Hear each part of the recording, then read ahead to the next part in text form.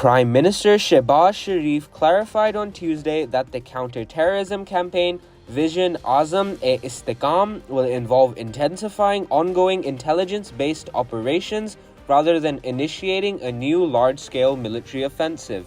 This follows significant criticism from opposition parties. The Prime Minister's office emphasized that the campaign would not displace local populations and is a multifaceted effort involving various security agencies. Meanwhile, Defense Minister Khwaja Asif, addressing a press conference in Lahore, assured efforts to build consensus among political factions. He emphasized that the operation has no political motives and aims solely to counter the rising wave of terrorism. दूसरी बात हमें जो है ये बिल्कुल ज़रूरत है इस वक्त के तमाम तर अदारे जो हुक्मरान अशराफिया का हिस्सा हैं, जिसमें अदलिया भी है, जिसमें अफवाज भी हैं, पार्लियामेंट भी है, मीडिया भी है, आप लोग भी हैं।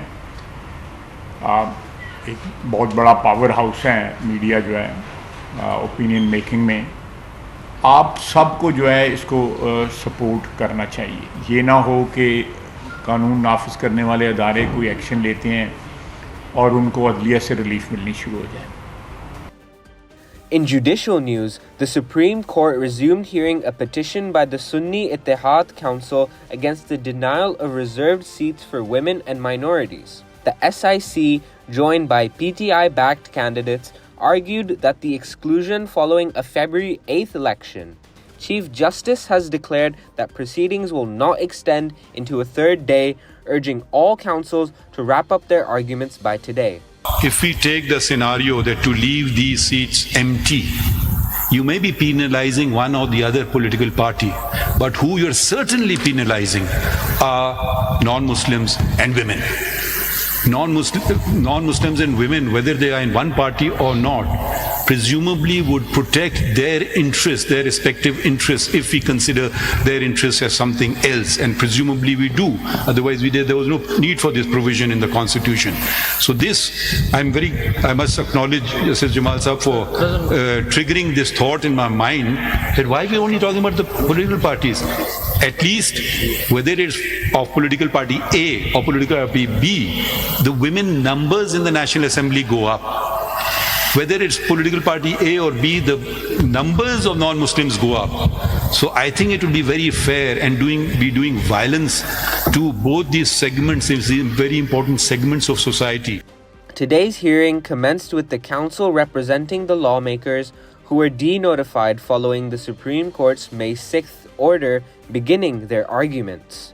Additionally, an Islamabad court reserved its verdict on petitions to suspend sentences given to former Prime Minister Imran Khan and his spouse Bushra Bibi in the Iddat case. Convicted for marrying during Bushra Bibi's Iddat period, they were sentenced to 7 years in jail and fined 500,000 rupees each. The couple challenged the conviction and a decision is pending. On the economic front, Finance Minister Ishaq Dar concluded budget discussions with the National Assembly, focusing on resolving economic issues and ensuring security for Chinese experts. मुल्क में सरमायाकारी को फ़रोग़ देने के लिए इक़दामात पर ज़ोर दिया है। हुकूमत इस हवाले से ठोस इक़दामात उठा रही है, जिनमें CPEC फ़ेज़ 2 पर अमल दरामद को तेज़ करना सर फ़हरिस्त है। इस हवाले से चीनी माहरीन को फूल प्रूफ सिक्योरिटी फ्राहम करना इंतहाई अहम है।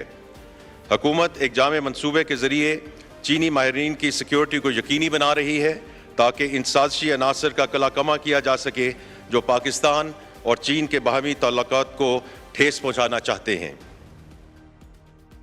Israeli military strikes have caused devastation in Gaza, with recent attacks claiming lives of Khan Yunis and Mawasi. Al Jazeera reports that these incidents resulted in at least 6 casualties and numerous injuries. Meanwhile, the humanitarian situation in Gaza has worsened due to the closure of the Rafah border crossing, trapping over 2,000 patients who urgently require medical attention. Rick Peppercorn, the WHO's representative in Palestine, highlighted the dire need for additional crossing points to facilitate these critical transfers to hospitals in East Jerusalem and the West Bank. In separate development, Felipe Lazzarini, head of UNRWA, emphasized a funding crisis affecting the agency, which faces a shortfall of $100 to $140 million to sustain operations throughout the year. I have also discussed with a member of the Advisory Commission about the critical role the agency can play and is playing now, remain the backbone of the broader humanitarian response in Gaza. But I also do believe that the day we will start a transition, a day in between, the day leading to the day after, the agency will have absolutely critical contribution to do, especially when it comes to the resumption of education and primary health. And we had a full session dedicated to education to look at how this could be rolled out in Gaza.